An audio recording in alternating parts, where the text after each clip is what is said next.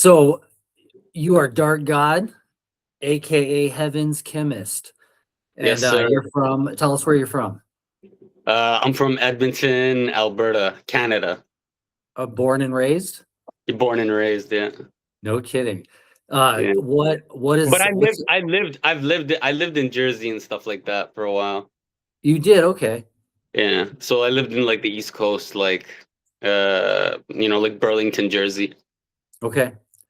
What took you out there? I think I was just like I was just visiting my uncle, and then I just decided to stay because I liked it at the time. I visited for summer, but then I just decided to stay. Okay. Uh, And how old were you then? I must have been like 13 or 14. Okay. All right. And did that have anything to do with influencing your music taste? Yeah, Living yeah. raised? I mean, honestly, when I was there, it was so my music, like my taste in music was like mostly influenced by uh it was like I was mostly into Tupac, right? Like that's how I got into kind of the rap stuff, is that like I was really into Tupac. And the reason why I was into Tupac was because he he resonated with me, one, as a personality, and number two, his music resonated with me because I wasn't at that time, I was more into like the poetry and like literature and stuff like that. And he was a rapper that kind of was a reflection of that, Mm-hmm. right? So, and then over time it was like but when I was there and stuff like that, I started looking through different um uh like I started like looking through his catalog, and I realized that rappers he had beef with was where I'm at. Like, you know what I mean? Like on the mic, like rappers that he had like issues with or he was rapping against, like Mob Deep, Chino XL, things like that. I'm like, oh, these guys from like New York, these guys from New Jersey, stuff like that. And then I started looking into them. When I started looking into them, I started listening to them, and I was like, it kind of like it opened me up to like a new world Mm. in that way. Where the thing is that in Edmonton, like being born and raised in Canada, and like the community that I'm from, you know what I mean? Like they don't know anything about like the type of stuff that we're into, like this real hip hop underground culture. Like they have no idea, right? Like to them it's like when they think about rap music, they think about Tupac, California Love. They think about Biggie, Hypnotized. They think about things that you would see on TV, you know what Mm. I mean? Or hear on the radio. They wouldn't think about like, Jedi mind tricks or like Ill Bill or like these type Yeah. of things, They don't even know. Yeah. Yeah. They But just know I the go they on. just know the radio, Drake, stuff like that. Yeah, yeah, they have no idea, right? Like this stuff to them, honestly, like it would probably it probably sounds strange to them. But I was raised in that community, so I didn't know either, Mm-hmm. right? So I didn't know, but I was always like, bro, I'm like very much into like uh like I'm very aware, and I'm into like knowledge and stuff, right? So it's like I don't close myself off. And as a kid, I was like like when I was young, I was like a skater, right? So I was like already different from the rest of the people in my community, because they weren't into that stuff. But I was like, into skateboarding and did different things. Like I wasn't into all this like the narrative that they were into, right? So I was already different, right? So for me to open myself up to like this new world of like, battle rap, underground rap, things like that, I wasn't like indifferent to it. You know what I mean? I was like, okay, yeah, like this is interesting. And I gravitated toward it more. You know what I mean? So as you can already hear, like in my own music, right? Sure. Sure. So personally, I like live in a pretty white neighborhood here in Littleton, Colorado. Not a lot of culture. You got to kind of go into Denver to get a little more culture. I was finding my music at the library before social media came out. I would go to the Yeah. library and I'd just dig through and I'd find all kinds of stuff and I didn't know anything. And I never had, I shouldn't say never, I hadn't read Rap Pages or Source magazine since the 90s, And so like here it is in the early to mid 2000s. And I'm just like going to the library picking, oh, that cover looks cool. Or this, I haven't heard this guy in 10 years. What's he, how are you finding your music 10, 15 years ago before social media? Where, aside from being on the East Coast, what are you digging into? So for us, because like I'm born in the late 80s, right? So it's like for us it was mostly like you download music, or either you download music, or like at that time I think my my mom had cut the internet off. So so I would actually go to like HMV, or I would go to the library, right? Okay. Like I remember I got I got Big L's was the big picture from the library, you know what I mean? Like that's how I was introduced to Big L, you know what I mean? Yeah. Like, and then other than that, like HMV, you know what I mean? Like just crate digging Right. as Yeah. like as like an MC, right? No, as like a sorry, as like a fan, right? Just crate digging for like things you like. And at the time, it was crazy, you know?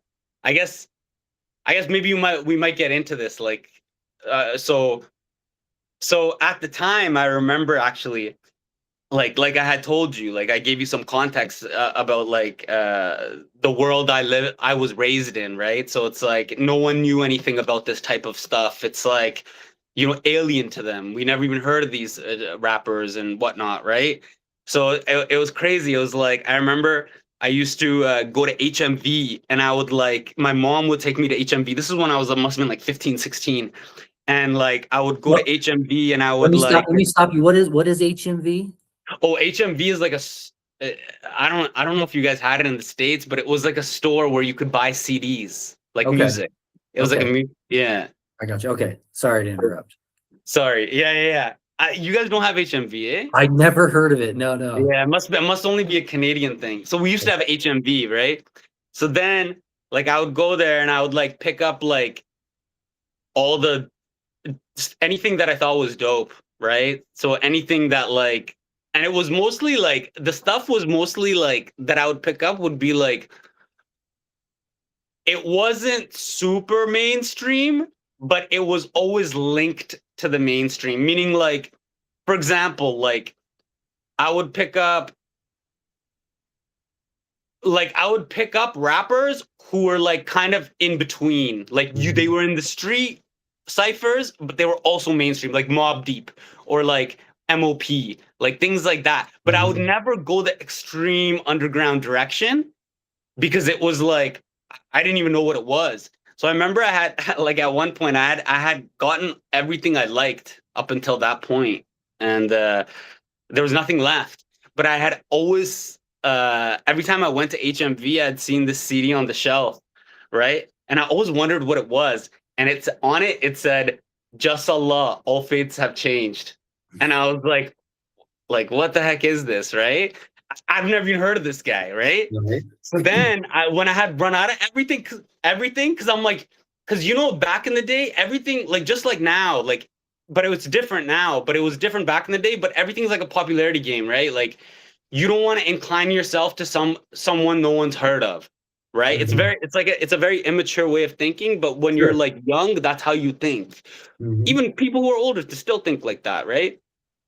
Anyways, so I didn't want to incline myself to something like that, right? And I was like, but then I was like, yo, I'm just gonna get it, like whatever, right? So I remember I had got it, and I heard Just Allah's All Fates Have Changed, and I was like, what? You can rap like this? Like you can talk about this stuff and rap? Like the Right. stuff he's talking about, right? I was like, it Yeah. was new to me. It didn't have to be, it didn't have to be super gangster. It didn't have to be like super about like, making uh, you know, uh making like just drug, like at that time it was like G Unit, like gangster drug dealer Yeah. type rap. Yeah. It didn't have to be like that. Like Just Allah was talking about like he was using like motifs and themes about like, different things like the occult, like, like darker like about fiction, things in fiction, like metaphors in regards to that, and then using double entendres and punchlines and all this type of stuff, and even the horrorcore, adding the horrorcore element into it.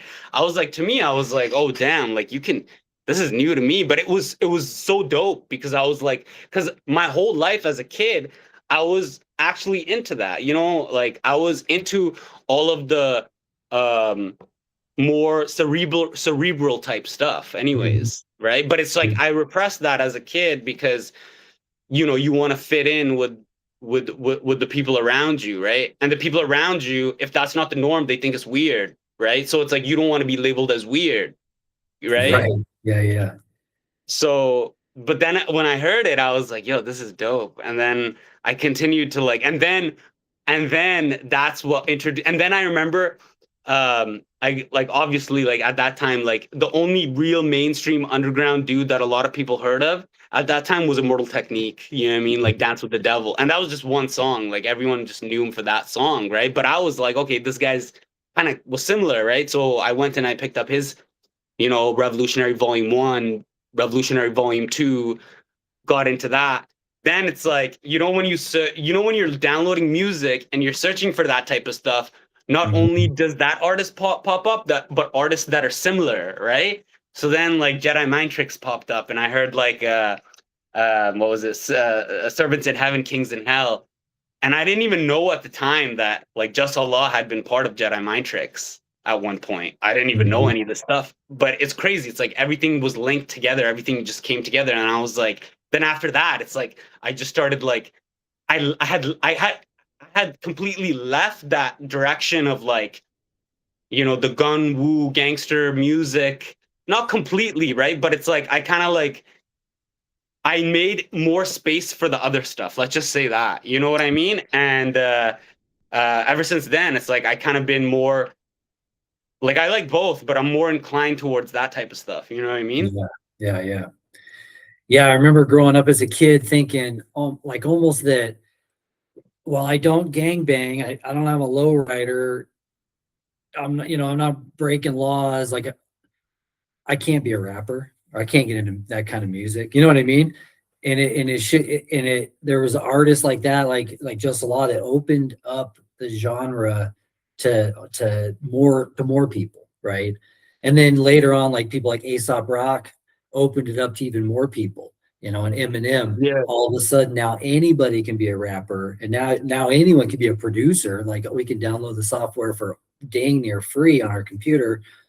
So yeah, it went from not being real accessible to everybody to just really the gates flooding. Yeah, yeah. And it's a good it's a good and bad thing. Yeah. You know? How is it? How would you say it's bad? It's a good it's a bad, I would say, because I don't believe everyone deserves to be a rapper or a producer, right? I believe that people can like continue, you know, like get good at something, right? If they try and be consistent, right? But it's like I don't think that everyone should like step on that mic when they're not ready. Sure. You know what I mean? And what does that mean? I don't know what that means, right? But I do know that there is like I'm a pretty traditional rapper, right? So it's like for me, it's like bars. I know everyone's different. People see, like, it's subjective, right? People will see rap music differently and stuff like that. But for me, I'm just like, no, I'm like, if you're not in it to get on that beat to outdo the guy before you, then you shouldn't get on that beat. Sure. You know, that's kind of that's where I'm coming from, my mentality, right? But it's like, and some people have the potential, and I'm not dogging that. I'm not saying like, oh, everyone shouldn't, no one should get on. But I'm saying like the amount of access that it's created for everyone, I don't agree with that either. Right. Okay. You know? Yeah. Because there's a lot of not good, like just trash. Like what's trash is trash. You know what I mean? Like there has to be a standard. There's a standard in everything, right? Sure. Yeah. Yeah, and there's a lot of variables too. Because you could have a really good, well-produced song that's a neck breaker, but then whoever's rapping on it may not do justice to it. Exactly. Yeah. So I'm from like that line of thinking, that line of like, Uh, and yeah, like to other people, I'm probably wrong, right? But I'm from that line of thinking where it's like, yeah, the MC needs to be dope, Mm. you know, whether So it's a hit or not. let me ask you this then, like growing up, not even growing up, like let's just say your career is, I don't want to put words in your mouth, but is it about 11 years long? I saw a quote from you from 2024 that said I've been in this for 8 years. So I kind of figured you've been in this about 10, 11 years now, making music.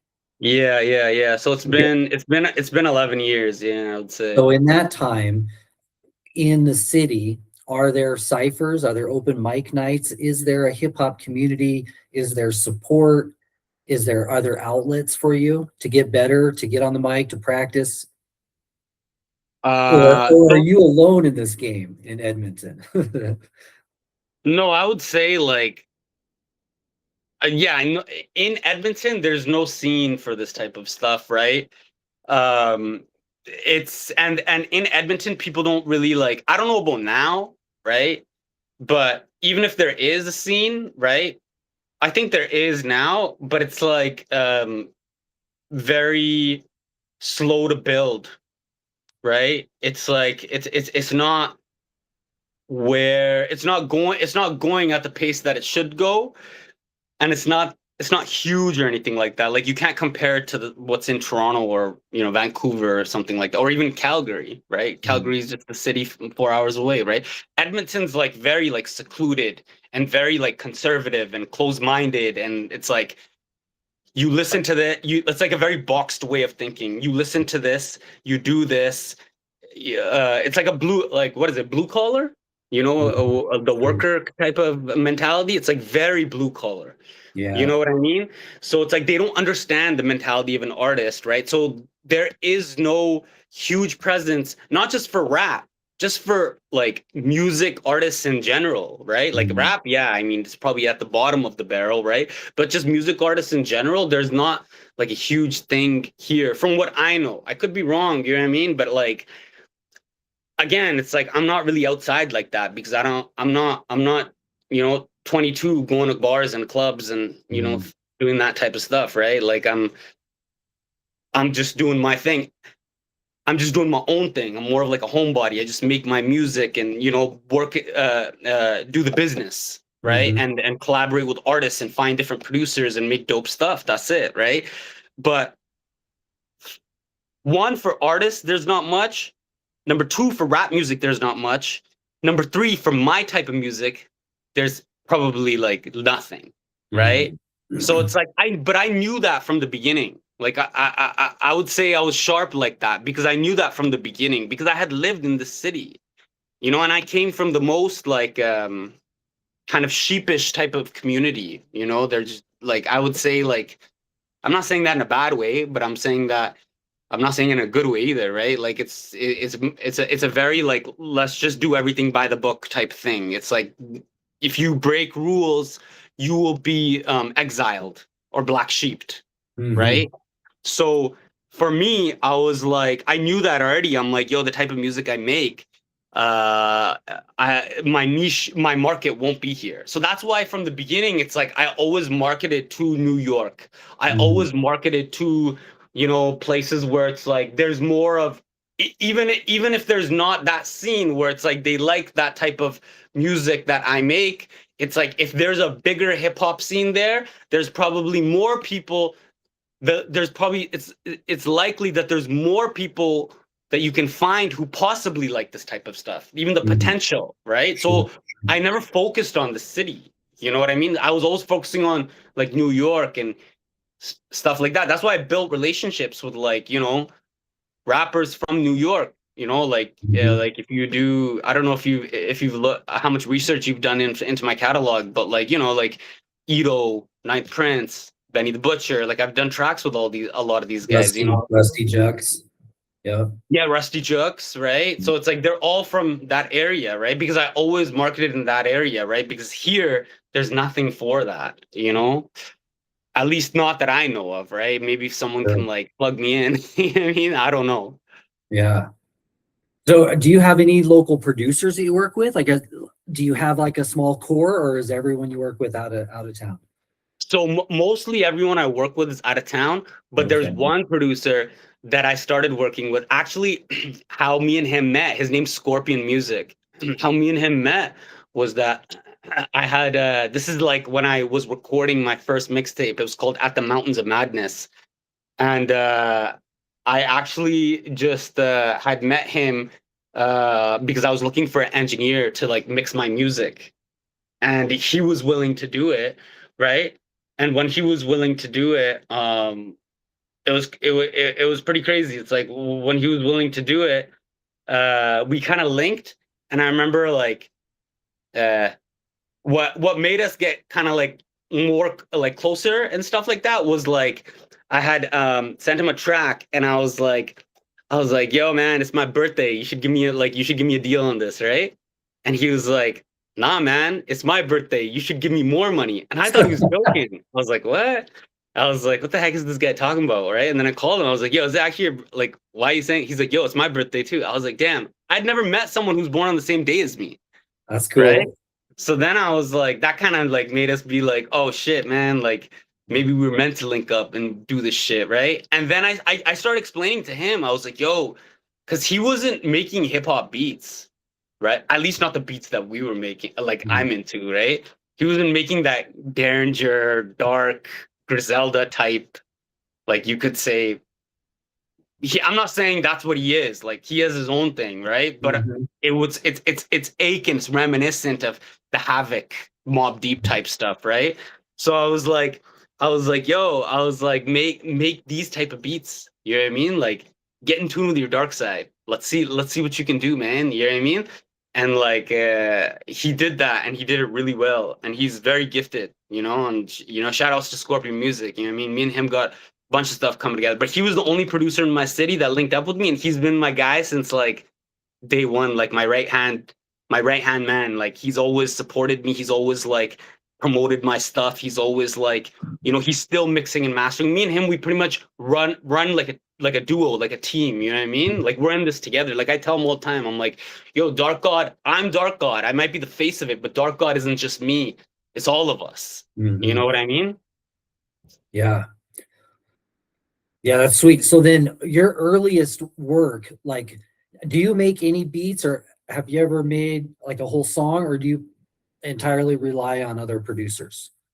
No, I entirely rely on other producers. I mean, Okay. I could make beats and stuff like that, but I'm not so into that. I'm more Yeah, into like, you know, like the writing aspect of it. sure. So then I noticed like kind of early in your Instagram days that you just take instrumentals, and rap over that, and like just do it, you call them freestyles or whatever. But how did you start reaching out? How did you find your first producer? How did you reach out? Like, was there social media at the time? No, honestly, like at that time there wasn't like you're saying like when I would like spit live or when I actually on Well, like like recorded. when at some point you've got some lyrics written and you're like, shit, I need a song. I need someone to make a song for me to rap Oh, over. right, right. Like, how did you find that first? How did you make that first connection? I didn't find that. People just came to me, man. Like they just started giving me beats. Okay, Like all right, like dudes thought I was dope. You know what I mean? Like, especially in the horrorcore scene, the people who are into like the necros and stuff like that, right, and right. that type of they thought I was dope. You know what I mean? So they just started giving me beats, and I was like, okay, I'm like cool. You know what I mean? Like, I'm down to hop on it. But I think like if if I look back, like I think the first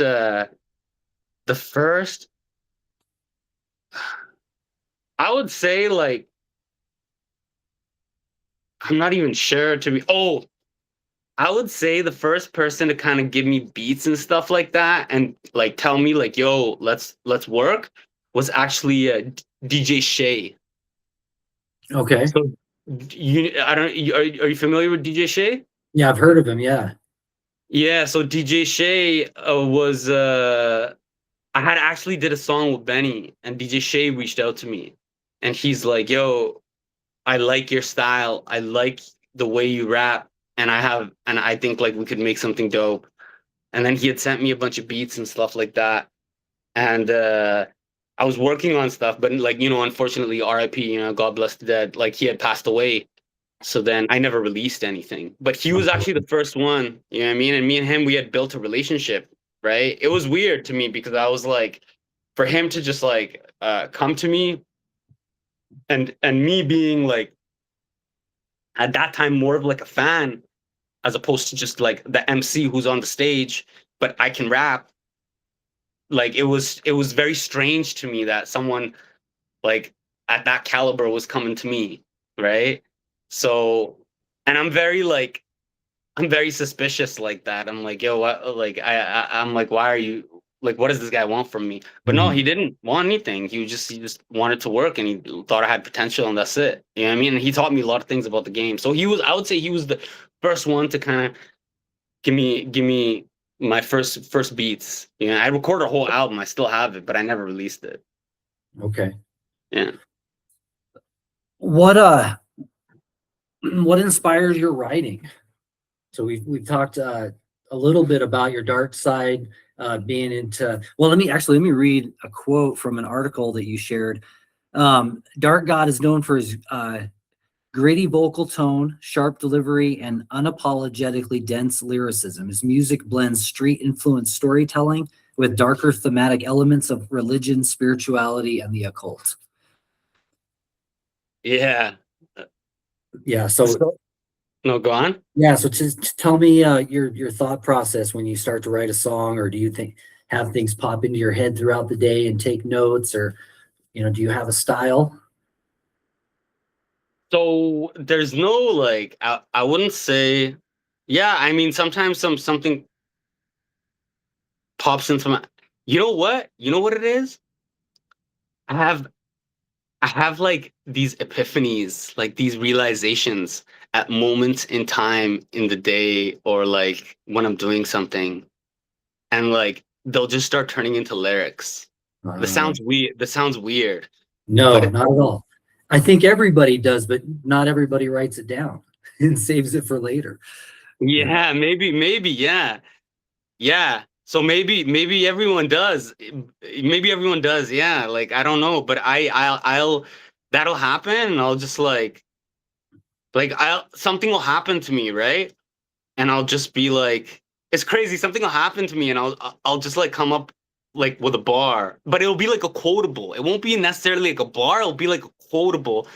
But and sometimes, and most people, maybe it does happen to most people, and it's like sometimes I won't write it down. I'll just forget it, and I'll be like, "Oh damn, I should have wrote that down. What did I say that time? It sounded dope, right?" But then other times it's like I'll write that stuff down, and once I write the first bar down, it just keeps going. And like I'm not just like a artist in the sense of like a rapper. Like when I was a kid, I could draw really well. I can still draw really pretty good, like pretty decent.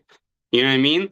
But I was into like the comic book art, like Spawn, Venom, Spider-Man, things like that. Like, and I was always like, it's just if you're a creative, if you have a creative mind, like you know that like when the pen hits the paper, it just starts like building, and you don't know how or why, but like something happens, like your soul. Maybe it's something connected with the soul. I have no idea. Maybe it's something connected with like some sort of flow state in the mind. I have no idea. But like when the pen hits the pad and you want to like draw something, it just starts to build up on itself. And like the it completes, but not in such a way where it's like mechanical. It like completes in such a way where it's like you create a work of art, and it's like random but connected. I don't know how to explain it, but it's the same way with my music, right? So it's like I don't necessarily, when I write and stuff like that, I don't necessarily look at stuff like in the sense of um I'm writing and I'm just thinking of words. No, I'll be thinking of like images inside of my head. Like I'm a very like imaginative. I have a strong imagination, right? Which works with me and against me sometimes, right? And I feel like the world we're living in is like anti-imagination or anti-creative if it doesn't benefit business. Like how do I say it? Like business kind of is reality, how the world works, right? But unfortunately, it does end up destroying art. Mm. You know? And so, yeah, no, like that's my creative process. Like I would say, like I would have epiphanies throughout the day, and I would write the bar, and then it would just start building up on itself because I would just start thinking of more stuff, thinking of more stuff, thinking of more dope stuff. You know what I mean? And then it's almost like inspiration. Yeah. Yeah. And especially when I hear the beat, man, like when I hear, like it doesn't even necessarily have to be like I'll be with in the day, and in the day I'll think of something. Even if you put on, if I turn on a beat and like I start getting like images inside of my head about like what's happening in the beat, almost like a movie, and then I'll just start writing what I see, and I'll putting the words together, and sometimes I'll come up with like really like dope double entendres, or like, you know, something like a interesting quotable or metaphor and stuff like that. Yeah. That's sweet. Dude, I think that like underground hip hop is like the antithesis of the Matrix. You're talking about Edmonton, like how they're like the rule followers, the blue collars, the conservatives, whatever you want to, however you want to put it. But they're like fully immersed, like Edmontonians. Yeah, I'm sorry, the Edmontonians. They're I'm not saying all of them, right? Because I yeah. can't generalize, but for the most part, the mentality here is like to be fully immersed in the Matrix. Mm-hmm. Yeah, that's crazy. I would say, yeah, a lot of the world is like that. A lot of the world is like that. Denver is not like that. I'm like super grateful, but Denver is definitely That's good. That's good. got You a know what? huge artistic community. People want to live outside the box. People are tired of living in the box.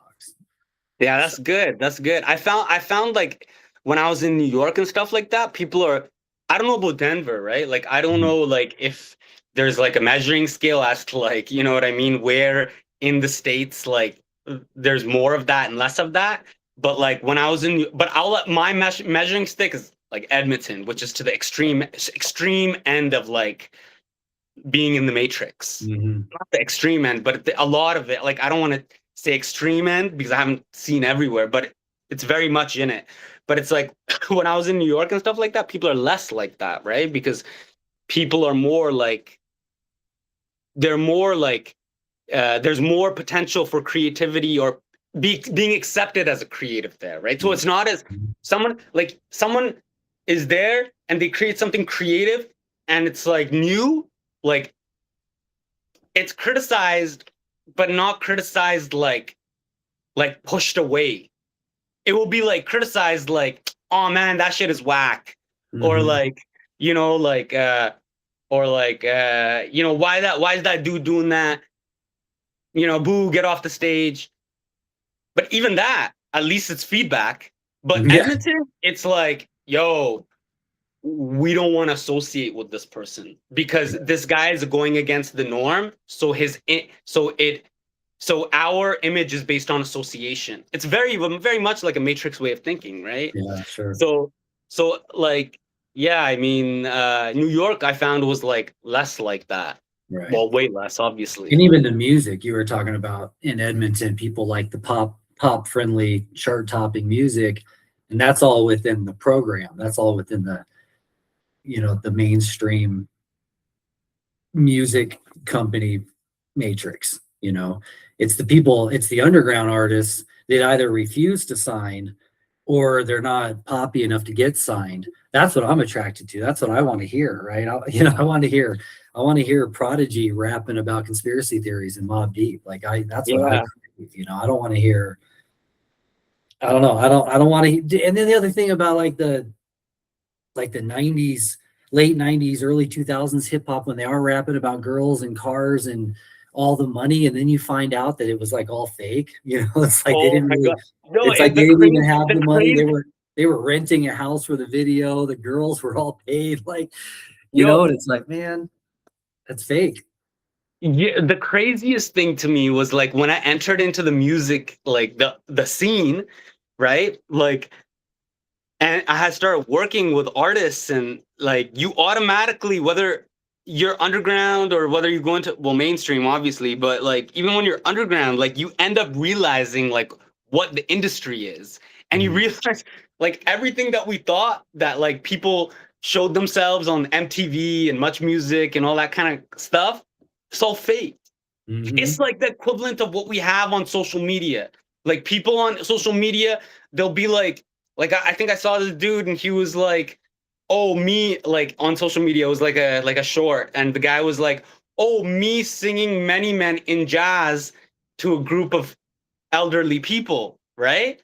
And he's showing it as if like he's showing their reaction to him singing 50 Cent's Many Men in jazz, because they don't know that, they don't know Many Men, right? Yeah, sure. But right, so it's like, but like he edited it. It's not like he took snippets of like being you know what I mean, it's not real. Right. But people it's like they're commenting like, "Oh my god, look at that lady, oh look at her reaction," and I'm like sitting there, I'm like, yo, this shit is fake. You know what I mean? But people who are so like they've lived off of the Matrix, you know what I mean, they haven't seen, their vision hasn't extended through the veil, they haven't unveiled that. They don't even say that. They can be fooled so easily, right? So even in music, like even me, like when I was a kid, like I would hear some of this stuff and I would see the way people like around me would act toward like some of the music. And to be honest with you, because I myself like was an artist and I was always like look, I was like very much into um like gaining knowledge type stuff, you know what I mean? Like I was more interested in like knowledge based stuff, right? So when I would see certain things, I would critically think about it.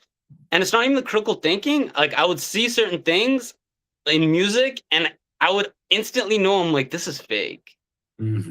But I couldn't fathom that the dude next to me, like I would tell my cousin, I'd be like, yo, this shit is fake, bro. I'm like, how are you not cringing, or how don't you think this is corny? This is fake. And they'd be like, no, it's not. They'd be like, so like, because why? Because it resonates with them. Why? Because they're probably fake. You know, they might like it feeds their mentality of what they want to see life to be like, or what they're experiencing, which is probably like a delusion, or it's fake, right? But you know, like, and I think like I was always like I wanted to see the reality of things, so that this is where like I got deep into like the dark occult, kind of steered me in that direction, and I saw certain things, you know, and I realized certain things, and I was like, it made me really realize like then I was like really like, can I swear? I can't swear, eh? I can swear. Oh, okay. No, then I was really like, yo, fuck the music industry. You know what I mean? Because then that's when I realized, I was like, yo, this is all like, it's crazy to me. It's like, you know what's crazy? It's like, you know, you see all these like people and they're like, you know, like these celebrities, for example, like they get caught doing like, you know, like Diddy or whoever, right? Like they get caught doing all this crazy shit. And people are like, oh, like, F this guy, blah, blah, blah, blah, blah, you know, like, look what he did, and all, like, but the truth of the matter is that, yo, y'all dudes is the ones who supported him from the beginning, and to be honest, you think he's the only, like, I'm not using him, I'm not saying, like, I don't know anything about, Yeah, sure. you know what I mean, but I'm just saying, like, as an example, right? These same people will be like, okay, this guy got busted for XYZ, and he was like doing all this all these monstrosities, but he dressed everything up in such a like, you know, like a glittery, glamorous way, and people, you know, like they still like they still took the cake, you know, they still took it, right? Why? Because it looks like freaking cake, right? But it's like, but underneath the cake is evil. But that's how susceptible people are. And to me, I'm like, yo, you think, so he's in that world or she's in that world. You think that the people you don't look up to, who are you the same way you were looking up to this guy, you think those people aren't doing the same shit? Yeah. No, they are. So you yourself are supporting that shit on the low key. And you like, that's how fake everybody is, bro. And I don't see how people, I don't know how people think like that, right? Because to me, I'm just like, wow, I'm like, yo, you're gonna have to like, maybe you don't believe in God, like maybe you don't give a shit, you know what I mean? But like, Well, there's a saying that we all worship something, right? But it's like right? one day you're gonna what Well, exactly? these videos, you know, that early 2000s hip hop was like selling the dream of being rich and having money, and when you get that, you'll be happy. When you're surrounded by girls in But you're bikinis, not. you'll be happy. When you got the cars, you'll be happy. You're not, bro. And that's the lie I saw through as a kid. And it's not that I didn't want to be rich or that I hated the rich. I was drawn to a higher self, like at an early age, like you were. Like I was like, man, there's got to be some more to all this, because that's not, like, I don't crave any of that. I'd rather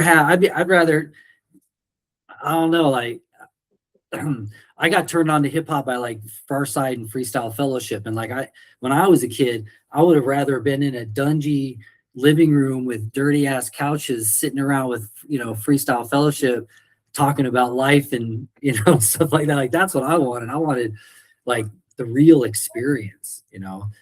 The struggle. I wanted to be around the struggle, I guess. Exactly. Yeah. So like, because the struggle is what the struggle is what opens your third eye, bro. Yeah. It's not like living in this like this echo chamber. Yeah. Do hard things. They say do hard things. And that's what it's like. But people are scared of that shit. And the thing is that like, I think what it is that, yeah, money is important because it helps you live comfortably, right? And it is important in that regard, right? But like, you could get you could get money, you could get hot chicks, you could get and this is just like from the materialistic point of view, right? Even if you go in the point of view of like pietisticness, you could get all that stuff. Like I'll give you an example, right? Like you could get the money, you could get the cars, you could get the girls, you could get all that stuff, right? But I guarantee you, you know what I mean? In the end, there will, like, nobody escapes the void. You know what I mean? There will still be a void in the end, because it has nothing to do with, it can't fill a void. The void is there, right? Yeah.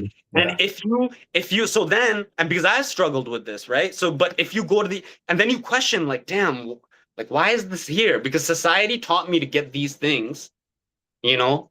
The music taught me, the movies taught me, do this, X, Y, Z, you know what I mean? And you'll be happy. Get married, you'll be happy. That's bullshit too. You know what I mean? Yeah. Like, all this stuff, right? Like, but then it's like, okay, fine, like, let me do all the right things, you know? Like, again, what society taught you the right is, right? Being right, you know, be a godly person, you know, be good to people, this, that, and you and there is a certain amount of credit you get from it, but still, it's honestly like the void doesn't go away. There's still a void in the end. And then that's when I started to question that too. And I was like, yo, there's something else. It's not just this stuff, right? And that's when I started to get into, that's what kind of steered me into the direction of like this occult stuff. Because the occult, they're the esoteric, like the esoteric masters, the people who studied the anatomy of the soul, who are more, they're not looking at anything from the point of view of like the shell, the superficiality of the shell. They're looking to break the shell and look inwards and unveil the mask, right? And I was like, these people are the people who may not have the answers to the void, but at least they're talking about it. Yeah. Yeah. I don't know if that makes sense. Yeah, that's awesome. Dude, I think that's a good segue into your newest project. Tell us about that. Yeah, so Expunging the Heretic Side B, you know what I mean? Like it's 14 tracks and it's a continuation of Side A. So actually Expunging the Heretics was actually a full mixtape. It was like a full mixtape from the beginning. Like it was supposed to be all together, Okay. right? And I had put it on hold for a long time, right? Maybe for like a good year. And one of the producers I work with in Russia, his name's Brooklyn, Mhm. right? I was like, yo, cause it was dope. Cause I had like went back and listened to it, and I was like, yo, like this is something that I think, like, you know what I mean, is people need to hear. Or, like people who are my fans and my supporters, they would like this. They need to hear this, right? And he had told, and I was like, but I was like, oh man, I'm like, it's too long. Like, who's gonna want to listen to like a 30 track freaking mixtape? You know what I mean? Sure. And I think I had posted something on Facebook or social media or something, and I was like, yo, I want to release this, but it's too long. And I just posted it as a joke. And he had replied, and he was like, yo, divide it into two parts. All right. And I was like, yeah, maybe I'll do that. Because I didn't want to put the songs to waste, because like a lot of like dope producers that I worked with, it was their beats, right? Like Jaden Mhm. Arbuckle, shout outs to Jaden Arbuckle. He's on that. You know what I mean? Leprosy. You know what I mean? Like people who I had worked with. I'm like, I don't want to, say that I worked on your stuff and then just shelved it. I want to put it Mhm. out. So then I ended up putting it out, and then I released Expunging the side A first, and then side B. Okay. What inspired that album? So like, Because there's definitely a theme to it, right? yeah. So um I was actually, what was it? It was like, I think I was reading something in like ancient in medieval like Jewish um history or something like that, about like it was about the Jews of Cordoba, Spain. And like I was reading something, and it said like uh and the goal because they were being persecuted at the time, right? And they were told to be exiled. They were trying to the Christians at that time, or like, the people in power, the Christians in power, they were trying to convert everyone to Christianity, almost like an Inquisition type of thing, right? And like exile everyone who wouldn't. And I remember it said like uh they were trying to expunge the heretics.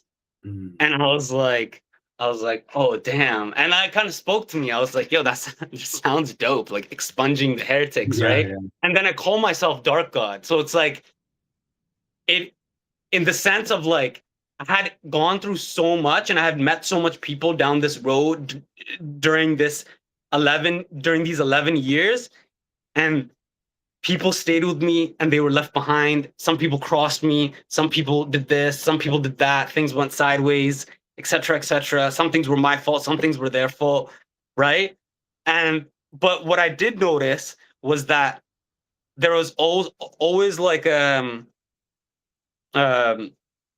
like as a rapper, like in this music industry, it's cutthroat. You always got to be on guard, because people are always trying to take advantage of you in some way, shape, or format. It doesn't matter if you're dope or you're not, right? You're treated the same way. So for me, I'm like, yo, me as the Dark God, like I created my own little movement, my own little niche, right? Like I have my own team, right? And I was like, now it's like, anyone who didn't rock with us, we're gonna expunge all the heretics, Ah, you know? And yeah. that's what it was about. And it was like, that was kind of like the theme. That's why it's like, it goes into like, I don't know. I don't know if you heard it, right? But it goes into like really dark stuff. So I haven't Very listened to dark, all and of it. like battle type of stuff. Yeah. Now I just downloaded it on Apple. So for anyone watching, you can get it on Apple, Spotify, YouTube. But yeah, I got it, and I've listened to a few songs, so I'm gonna dive in. All right, okay, cool. Yeah. Yeah. So what are you working on, anything new? Is there something on the horizon? I know that this album just dropped and that's what we're promoting, but do you have something else that you're working on too? So first of all, before we stop talking about this album, Yeah. yeah, man, like I just want to I just want to talk about the producers on the album. So like on Expunging the Heretics, I want to give a shout outs to all the producers. So there's Jade Narbuckle, you know what I mean? He's been producing for a while. He's dope, you know what I mean? And like he's been kind of, me and him have been working for years, you know, together, and he's also like kind of like my right hand type guy, you know. And Okay. then there's Seventh Priest.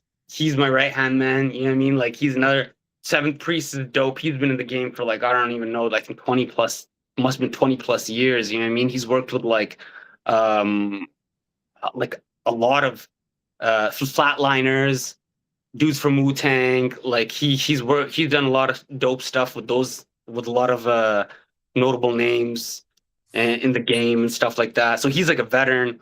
And then there's Leprosy Beats. He's dope. I actually found his stuff on YouTube and kind of, you know, reached out to him, and you know, I thought his beats were dope. Mm. And then Zach Sutton and also Wave Lord, you know, so shout outs to them. And also the features, so you know what I mean, like Ninth Prince on Murder Verses, you know, shout outs to Ninth Prince of Killer Army, Wu-Tang. Sick Rick, that's my guy. And shout outs to Fifth Born Child, that's my guy. And we have a lot of stuff coming out. I have a lot of stuff coming out, collaborations and stuff with these guys coming out in the future. So now we can get into, you know, future stuff if Yeah, no, sorry, I didn't mean to rush that. I'm glad you shared that and gave those guys a shout out. That's awesome. Yeah, so are you working with those guys on anything new? Yeah, man, bro, I have a lot of stuff coming out. So I recently I'm actually working with AdWords. So AdWords, me and him, we had dropped an album maybe 2-3 years ago. It was called Dark Words, and Ito was on Dark Words. I think Azim the Beast wasn't on Dark Words. Mo Ruckus was on Dark Words. I think those were the only two features at that time. But now we're working on Dark Words too, and this is 3 years later, and it's and we're gonna have we're putting Domination on it. You know, I don't know if you know about Bang with Smurf Domination from back in the day. Okay, so yeah, so Domination and Bang Smurf, that they were like with 50 Cent and G Unit back in the day and stuff like that. And they were kind of heavy on the mixtape scene, so they were kind of in the battle rap scene, going against like 50 and all those guys. And I used to tap into all that stuff as a kid, and I thought it was dope. Not that I'm like for either side, like it's none of my business, right? But it's like, but yeah, no, I always thought they were, you know, Damo was dope and stuff like that. So I reached out to him, and he was down, you know what I mean? He gave me the green light and just told me to send him the track. And so he's going to be on the album. Domination's going to be on the album. Mo Ruckus is going to be on the album. Sick Rick will be on that album. Fifth Born Child will be on that album.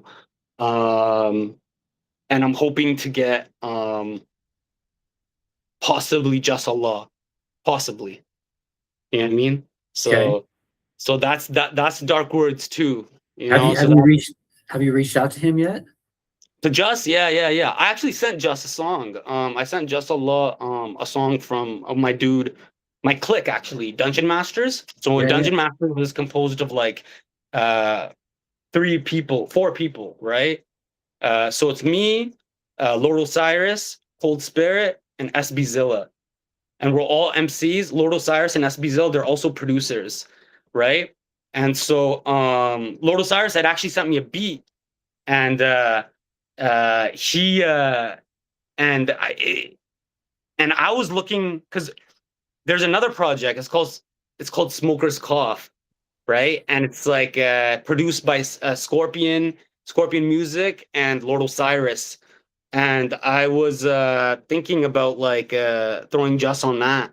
So then I told Lord Osiris to send me a beat, and then I reached out to Just, and Just said to send him the beat, and he was down. He said it's dope. So I'm just kind of waiting on that, you know, and I'm just waiting on Just's verse at this point. So Just Allah will be on Smoker's Cough, right? But I'm thinking maybe get him on the AdWords, Dark Words too. Also, that would be dope. That's sweet. Yeah, we'll make a short about some of that, and we'll tag Just Allah. We'll get him. Yeah, for sure, man. Hell yeah. I've been thinking about asking him onto the show too. He played in Denver a while back. And did you meet him? Yeah. Yeah, nice. Yeah. Signed a Jedi Mind Trick album for me, and But yeah, just laid back, real good dude for sure. So Yeah. He's always like Love's very like humble, yeah, very like, you know, just chill, you know what I mean? Like he's very like it's crazy. It's like a lot of us rappers that rap like in that aggressive style, we're actually not like in real life. It's I like oh I met so many people in the last few years, and every time I'm just like I'm not shocked anymore. I'm just what I've come to realize is that rappers are artists, dude. You know, yeah, they're sensitive artists who like to write and share their feelings, and um not to say that some of them aren't hard or born hard or whatever, but you know what I mean? It's like really they're just people. We're all just people. So 100%. I Yeah. remember meeting I don't know, who did I meet? People like Kill a Priest, just Yeah. big strapping dudes, and you're like, hey, and then they're just the nicest guys in the world, dude. You know. So Yeah. Bronze Nazareth is another guy. The dude, he's just a sweetheart. So yeah. I don't know. That's why I love this community, dude. It's I don't know. It's just a bunch of good folks for sure. What outsiders have, it's crazy. It's like they don't see like my music, for example. Like a lot of people, they might see the imagery and they might see things there, you know, the delivery, the flow, it's aggressive, and they have these preconceived notions inside of their head, but they're not really looking into the substance of what's actually happening and what I'm saying. Actually, one of my homies said this, right? He used to be like he used to manage me, and he said this at that time. He was like, he's like, yo, like, because a lot of the horrorcore people are attracted to my shit, right? So Sure. he was like, yo, your shit's not really horrorcore though, and I was like, what do you mean? And he's like, yo, horrorcore is more like, you know, like putting dead cops on meat hooks, like things Mm. like that. You know what I mean? Like that's more gets more into like the horrorcore type of element, right? But it's like he's like your shit is more just like it's like dark rap. It's like poetic. It's just dark. That's it. Yeah, You yeah. know, but people, it's like I don't know how many people have come to me. They're like, "Yo, are you a Satanist? Are you a Satanist? Are you a Satan?" I'm just I like, heard that in your lyrics too. I was listening to one of the songs and I caught a lyric. I was like, fuck it. Like, if you guys want to think that, sure, I'm the devil. Like, look at me like that. I'm not a Satanist, but like, I'm the Yeah. devil. Look at me But like it that. is but the one thing about rappers though, and I don't know how it started, but like you think of MF Doom, so many rappers created a persona, and they, not all of them, but like it's an alternative personality. It's their other personality. It's a comic book hero. They're putting the mask on and they're getting on stage, and that's who they are for an hour and a half. You know what I mean? Exactly. And Exactly. some people don't even ever want to leave that. Some of the artists don't want to leave that persona, and that's fine too. But it's interesting, right? Uh, it's like you don't know where, especially when you're talking to people. It's like you don't. Do I call you? What should I call you? Your rap name? Should I call you your real? What do I call you? Right. So yeah, it's interesting for It's sure. like you ever hear that story like Eminem when he meets people, right? Like when he meets like rappers that he like works with, he tells them, he's like, don't call me Eminem, just call me Marshall. Call me Mm, Marshall. I've noticed that about him, right?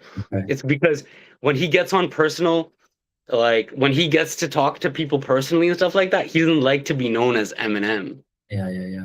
I right? can For see me, I that. don't care. I don't care, right? But Yeah, but like, his life's been blown up under a microscope. So yeah, exactly, I can right? see how you'd want to get away from that once in a while for sure. 100%, 100%. But yeah, man, like, um, yeah, like life as an artist, man, people confuse that element for who you are. And they have like people who don't think like artists, right? They don't have like an artistic mind, don't don't understand that. They'll never get that. You know what Mm. I mean? And it's dangerous when a person like that is like don't let that person, like what I learned was that like if a person is not an artist and they're advising you in art, it's like the blind leading the blind. You Yeah, know what I sure. mean? It's like or it's like the blind leading the person who's not blind. Sorry, it's like the blind leading the person who's not blind. Like they have no idea because they don't think like that. So it's like, Right, right.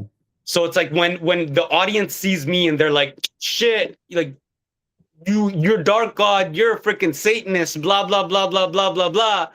I don't take it seriously. I'm just like, you have no idea what you're talking about. But it's Right, like, okay, yeah, fine. You want to think that. I'm like, I'm an artist. At the end of the day, like this is, if that's what you think, yeah, then like we want, like as artists, we market ourselves based on, they don't know this, but artists market themselves based on a perception and based on even controversy or anything they can grab hold of. So it's like, if you want to think that and you want to put that mysterious element to my persona, then do it, because all you're doing is just boosting me up. sure, yeah, You know? yeah, true, very So true. that's how I think about it. Yeah. Well, speaking of Eminem, if you could collaborate, so you've already collaborated with some big names, but like if you could collaborate with anyone else in the next couple of years, who would you choose to work with? Like rappers or producers? Let's start with rappers. If I could collaborate with anyone, who would it be? I would definitely want to collaborate with definitely want to collaborate with Ill Bill. Okay. I think that would be freaking dope. I think me and Ill Bill could make something dope. Um Definitely Vinny Paz. Yeah. West Side Gun. That would be a dope one too. All right. You and then if I would say one more, um, if I would say one more, I would say, I would have said Chino XL, Yeah. RIP. Okay. Yeah, that would have been dope. Chino XL would have been really dope. Yeah, for sure. And it sounded like he was such a cool guy too. It sounded like he was easy to work with, and people loved working around him. Loved just being around him too. Yeah. I heard that. Yeah. Nah, he was dope. I would say Chino. Yeah, definitely Chino XL. He was really dope. Damn, RIP. But yeah, if Yeah. those would be the three or the four. All right. So then producers, I guess I could ask it, who's your favorite producers, or who would you like to see yourself You rap know, on? you know who I want to work with? Like, you know who I think is a freaking very dope producer and he's underrated? He doesn't get his flowers like he should. Oh wait, artist wise, I forgot one more person. I would Okay. like to collaborate with because this guy's influenced me a lot. I can't believe I forgot him, but I would like to collaborate with Lloyd Banks. Oh yeah, okay. Yeah. Yeah, Lloyd I saw you Banks. shout out him in some of your Instagram stuff too. Yeah, Lloyd Banks, I would say. I mean, his Halloween Havoc, like his new stuff is just like it's so, it's so like underground, like it's so like dark, gritty, grimy. Like I love that type of stuff. You know what I mean? And so yeah, I would like to collaborate with him. But producer wise, yo, the dude who doesn't get his flowers, and I think he's like one of the best ever in the game to have ever made beats. And I would love to work with him because I think that me and him could conjure something really dope. Would be Havoc of Mobb Deep. Okay. All right. That's sweet. Yeah. And that might be doable, dude. My friend Just P, he just released an album, and he's got some Havoc on there. Oh, okay, that's what's up. Yeah, that's Yeah. what's up. That's sweet, man. Yeah, and you think he's under, or you don't think he gets his flowers? Because I think more people like when people talk about producers and names and stuff, let's like, even if they're talking about that breadth of that people in that same breath, it's like you always hear names like, at least I do, right? It's like, oh, people will mention Alchemist or like DJ Premier and things like that, but like no one ever mentions Havoc. man, Not Havoc. Yeah, nobody, not nobody. Maybe not where right, I'm at. Maybe in New York and stuff like that. But I never where I'm at. Like people won't mention Havoc, but like, yo, come on, man. Like right. Shook ones, I know, one dude. and two. Dude, yeah, Boom Bap might not exist if it wasn't for Havoc, dude. Yeah, That's yeah. crazy. Have you heard of Doza the drum dealer? Who? Doza the drum dealer. He's out of New York. Oh Yeah, yeah. we'll listen to him. So not only is he's a dope rapper, but he's the drum dealer, dude. He makes dope beats. Oh really? No, I'll tap in. Doza the drum dealer. Yeah, I turn everybody onto him, dude. I was asked to go pick up RA the Rugged Man from the airport. And I was like, oh shit. So I'm driving, we're driving, and I got Doza on. He's like, who's this? And I was like, Doza the drum dealer. And he gets right on Instagram, dude, follows him, gets on his phone, downloads a couple albums. And I was all sweet, dude. I just turned RA on to Doza. But yeah, he's hella dope. You gotta check him out. Yeah, no, definitely. I'll check them out. Those are the drum dealer. Yeah. No doubt. So Havoc, anybody else? Havoc, I would say Alchemist. Okay. Yeah. I would say Necro. All right. Like beats wise, production wise. Yeah. I would say if there was a fourth one, who would it be? Oh, Derringer. Okay. Yeah, Yeah. Derringer. Derringer's dope too. Nice. Sweet, man. Performing live. Have you thought about that? Have you thought about doing a little mini tour of Canada or anything, or is that So kind of not of Canada, but like I got a project coming out with. Oh, I forgot to plug this project in. Man, I got too many projects, but okay. but there's one project that's complete. I just completed it. It's with Nigmatic. Nigmatic, he's a rapper and he's a producer. Dope rapper, dope producer. You know what I mean? He's rapping. How me and him linked up is because he raps about like the esoteric occult type of stuff too. And he even had told me, he was like, yo, you I never thought I'd meet someone who would rap that same type of stuff. But like, you know what I mean? Like I thought, but then when I met you, I was like, yo, there's also someone in this day and age, right? Like obviously there was like people in the past, like, you know, Lost Children of Babylon, that type of stuff, right? But like in this day and age, not many people do it. And he was like, oh damn, like you do it. And he was like, and that's how we linked up. And then he just started sending me beats, and I finished the album. It's called Mark of Cain, right? Okay. And it's produced by Nigmatic. And we're planning on doing a tour for that. You know what I mean? Throughout from Miami to New York, and just like a small mini type tour. You know what I mean? Perform that stuff. Sure. So I've performed live and stuff before, right? In New York, but like not like all like a tour like in larger throughout a larger area. Right. Yeah. I don't even think a lot of underground artists do that much anymore. I think they do it in kind of little sections, you know, like a 1 month tour and just hit a quadrant of the States or something. But yeah, exactly. Yeah. Yeah. Are there any venues in Edmonton that like where hip hop artists come? Do you have an opportunity to open for people? Are there slots, or is it just zero hip hop there? I know there are, but they don't invite me, man. Yeah. Maybe my shit. I don't know, right? Like the thing is that there is, right?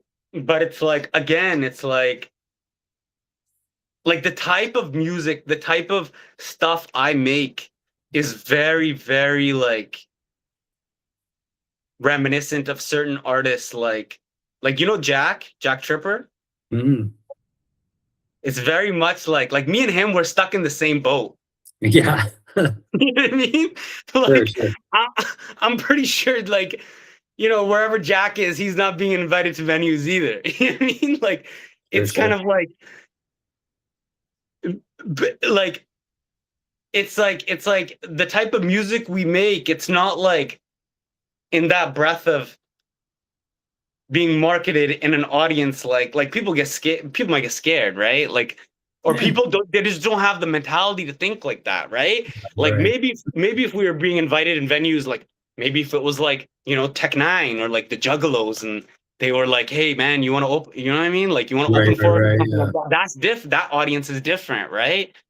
But like the average hip hop audience, right? They wouldn't they wouldn't invite someone like I would have to go out of my way to chase these guys down, and Yeah, I'm yeah, not yeah. chases people like that. You know what I mean? Right. Not like that. Like if I want to, I will. Like if it's an opportunity for me, but like Sure, I'm sure. not that interested anyways. Mm. I'm more interested in like I feel like I have more potential to do stuff in New York. So you know what I mean? Like maybe Jack does have more. You know what I mean? Like maybe the people do invite him because he's from New York, right? So it's That's like true. I take that back, right? But more or less, it's like that's the kind of boat I'm stuck in. Even though the music is dope, but it's dark. You know what I Yeah, mean? So because it's dark, it's gonna create only it's gonna it's gonna only a niche will gravitate toward it. And you can't find that niche all in one area. yeah, You know true. what I mean? Hmm. So yeah. So do you have opportunity, like other opportunities to pay to play? Is that like a talking point in Edmonton or I'm sure that I like pay to play like to perform. yeah, so like here they call it pay to play, but like what it'll be in certain theaters will do it, but essentially you know they're looking for a bunch of performers. They want 6, 7, 8 openers, which is ridiculous because then you go to see a show and you sit through 2 hours of openers and one or two of them are good. But like basically they have a money to pay, so they pay a certain amount of money to get in, and then they have to sell a certain amount of tickets. And whatever tickets they don't sell, it comes out of their pocket, right? So in the end, they end up filling 20 or 40 seats for the promoter, even though it's the promoter's job, because you basically selling all these tickets to your friends and family and anyone you can get to buy them, right? So that's what it's kind of a, I don't know. People don't. Yeah, so It has mixed. we have that here. I'm not really into that business model. Yeah, most Yeah, people, like most I'm people not a are. fan of that business model because it takes advantage of the artists, where it's like, but they're Sure. benefiting.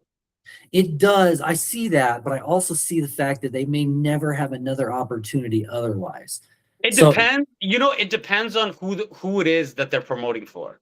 Like sure. I can't say it's all across the board, right? So it's like, we have that same thing where it's like, okay, you're paying for, you're selling tickets, so that you can possibly open for a certain artist, right? Say And swollen members. Just yeah, yeah, yeah. But it depends on who the artist is, right? So it's like if the artist is like within the same breath of your music and their fans could possibly tap into your shit, then yeah, it makes sense. sure. But if it's not, then it's just a waste of time. Okay. Do you get what I mean? I Yeah, mean, sure. that's just my opinion about it, right? So yeah, so we do have that, yeah. And Mhm. it's yeah, it all just depends, man. But I know like some artists like they do it, right? But I and it's and it might be different in different areas, right? So it's like places that are more poppin' with hip hop, maybe it's more beneficial to do that. But places where hip hop is already dry, it's Yeah, like there might not be any real reach here, gotcha. you know? Yeah. Well, I think I'd like to end by asking you, what advice do you have for artists, rappers, producers in the hip hop community that live in small towns? And not that you live in a small town, but live in towns that don't have support for that kind of music. What is your recommendation for up and coming artists that kind of feel like they're stuck in small town rural America and don't know where to go with their art? Get the hell out of there. Okay, all right. But if you That can't, but if you but if you can't, can't, if you can't get the hell out of there, I would say, yo, first of all, don't listen to your family and friends. mm, You know what I mean? Like, they're the last people you should listen to about this shit. Because chances are, if you're from that area, they're like the people in that area, sure, and they think in that way. And so, second of all, it's like believe in yourself and your vision, and you have to it's hard, but you have to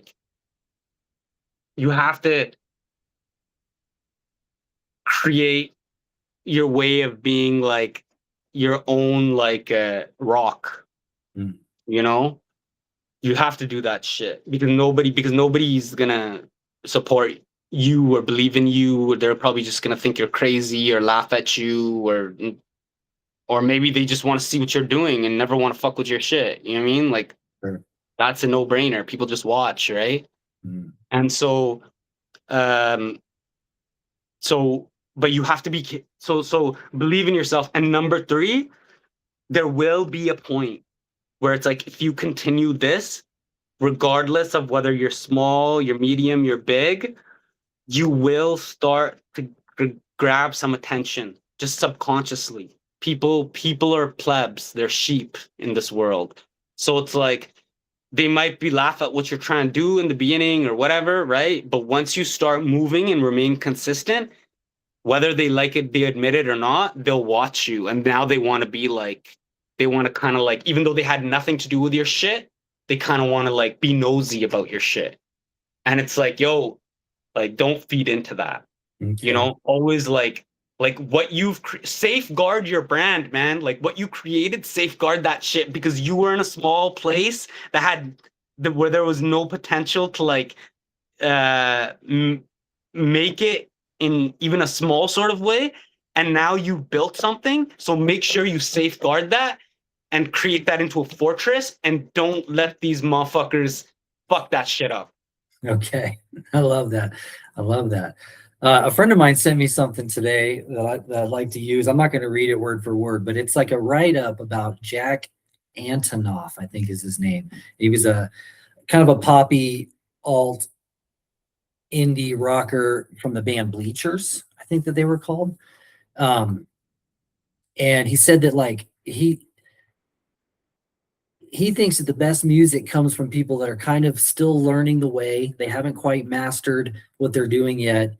And that their music tends to decline over the years when they made a name for themselves and now they're going to work with this big producer, engineers, etc. And then the more that these professionals come in and say, "Oh, I know what this music needs. I know what this song needs. I know where to take this."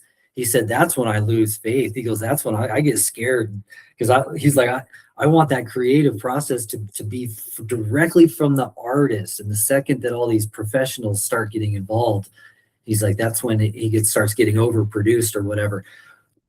How important is your authenticity as an artist and as a musician? My authenticity is everything, man. Like that's what, like, no one can take that away from me. You know what I mean? Whether you think I'm good, whether you think I'm trash, whether you think whatever, right? You can't deny, like, yo, this guy's like authentic and honest. Like this guy's like he's speaking like, and people, some people are so fake they hate that shit. You know what I mean? Like they're like, nah, man, I want to live a life where it's like my life is like a cover. Mm. You know? But you know what I mean? So it's like authenticity to me, it's like and it's not authenticity necessarily in like lyrics or anything like that. It's more like the personality. You know what I mean? Like I like to keep even like Dark God, like, bro, I wouldn't be calling myself Dark God rapping the shit I'm rapping. Like if I'm trying to be not authentic, I should do the opposite. I should just do what everyone else is doing. And like, even if I want to be a rapper, right? I should just do and be a clone and like be what people like, as opposed to like being that dude where it's like, fuck, this guy's like, you know, like putting him, because my music, a lot like the way I like to think about it, it's like I put a mirror up in front of people and it exposes certain sides of them that they don't. Maybe it's not necessarily they don't want to see, but they haven't even seen, and it might make them uncomfortable, right? So, and that comes from like authenticity, right? Only authenticity. It grows out of authenticity, right? So it's like, Bro, like what you said is crazy to me because it's like people tried to do that with me, man. To the point where it's like they repressed my music to like within the last year. Like I was somewhere and these people kind of like didn't want me to. I was in a place in my life where it's like, and these people didn't want me to make music at all. And they did want, when they did want me to make music, they wanted to use me to manipulate so that I could make music in the way they wanted. And that's exactly what you said, like that professional. And it's like these people aren't creatives at all. They don't even understand the creative part. They're just like, if anything, they're just like nerds. They have no idea of like spitting 16 bars, writing an 8-bar chorus, you know, getting on beats and spitting on the off beat or on the on beat or this or that. They have no idea of any of this type of shit. It's just they just see things like, oh, how can we use this guy to benefit in our way somehow and fit him within our cultural framework. And I had to escape that shit. And I'm glad I did, you know what I mean? Because I knew that shit was like I knew that shit to me is evil.